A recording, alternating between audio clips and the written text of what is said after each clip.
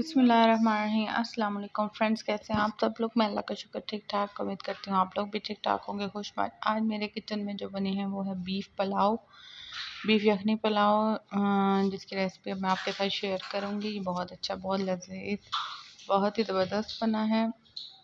और इसे जो है वो चावल बिल्कुल भी टूटे नहीं है। पुलाव जो है वो ज़बरदस्त बनता है, बीफ का और चिकन का भी, लेकिन खासकर बीफ का बहुत जायका होता है। तो आज जी चलें रेसिपी की तरफ चलते हैं। रेसिपी की तरफ जाने से पहले मेरे चैनल को सब्सक्राइब कीजिएगा, मेरी वीडियो को लाइक एंड शेयर कीजिएगा।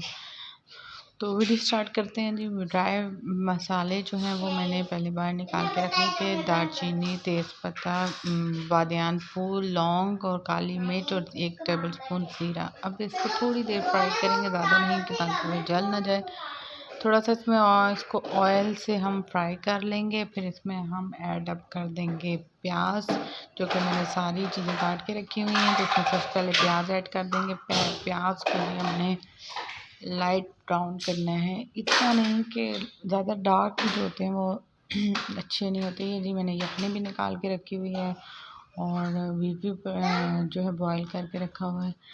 अब ये जी प्याज हमारे हो गए हैं थोड़े से सॉफ्ट, तो हम इसमें अदरक लहसुन का पेस्ट डाल के उसको थोड़ा सा जो है वो भुनेंगे। अदरक लहसुन का पेस्ट जल्दी भुन जाता है।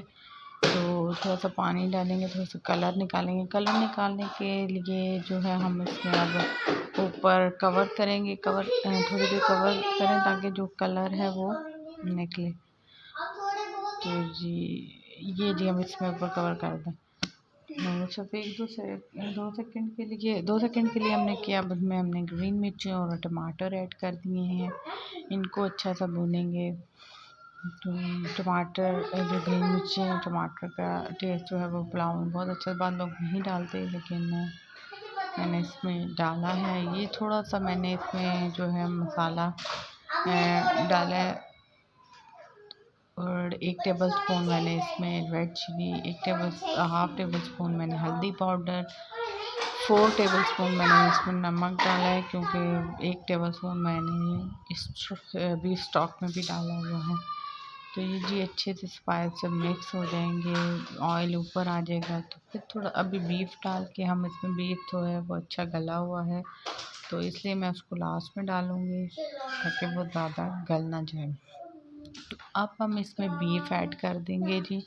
ये मैंने बीफ ऐड कर दिया है। बीफ को अच्छा सा भूनेंगे, सारे जो टमाटर गल जाएं और बीफ में सारा मसाला अच्छा सा लग जाए। ये देखेंगे और बहुत हल्दी से बहुत खूबसूरत कलर आया है। अब जी मसाला भुन चुका है और मैं स्टॉक डाल रही हूँ उसमें। मेरे पास जो जी वो 2.5 जो है वो कप राइस थे, तो इसलिए मैं इसमें 5 के बजाय 4 कप पानी डालूँगी, ताकि ज़्यादा गले नहीं। तो 4 कप मैंने इसमें डाला है। राइस मैं जो है पकाने से पहले आधा घंटा इनको पानी में भिगो दो, तो ज़्यादा पानी डालने की ज़रूरत भी नहीं होती और इससे राइस बहुत लंबे और निखरे निखरे बनते हैं। तो जब भी बिरयानी बनाएं, कुछ भी बनाएं, तो राइस को पहले भिगो दें तो बहुत अच्छा। ये अब मैं इसको दम में रखने लगी हूँ। ऊपर मैंने धनिया और पुदीना डाल दिया, लेमन डाल दिया, अगर जिंजर है तो वो डाल दें, कि जब ये स्टीम होते हैं उसके बाद इनका बहुत ज़बरदस्त टेस्ट है। जो भी चीज़ मिले दम के से पहले तो वो ऊपर आप डाल दें।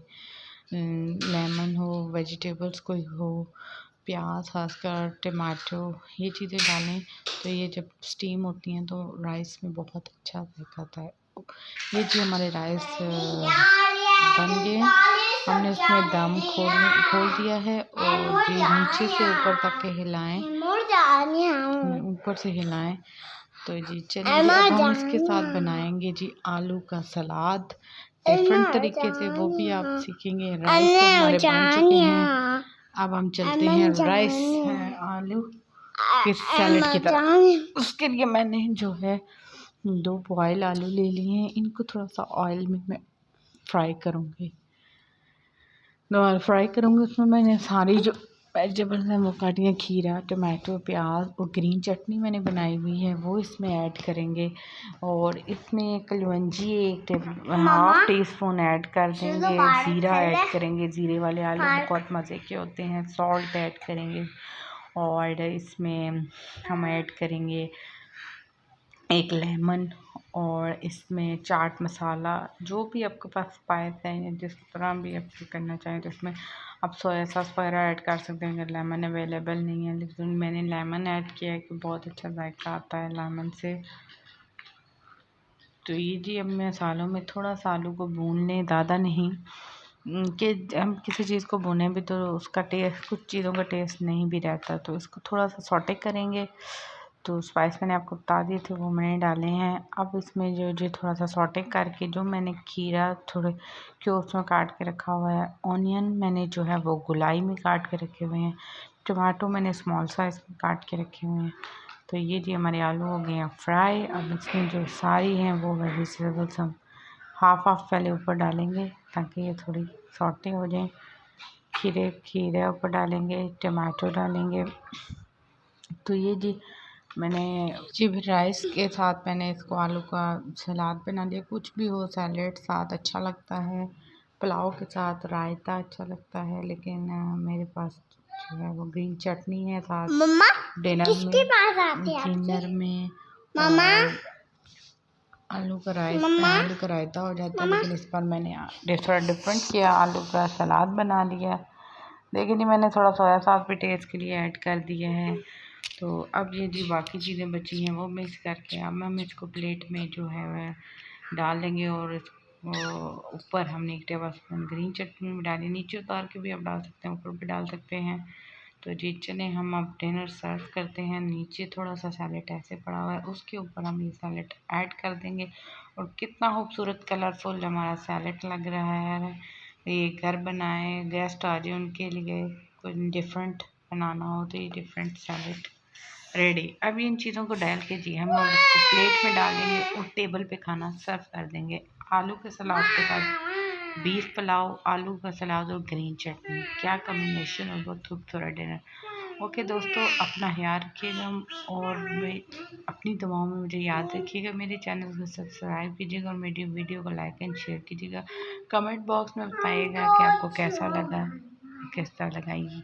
और ये जी हमारा हो गया salad ready. Parece, bye bye. Bye bye Love it. Allah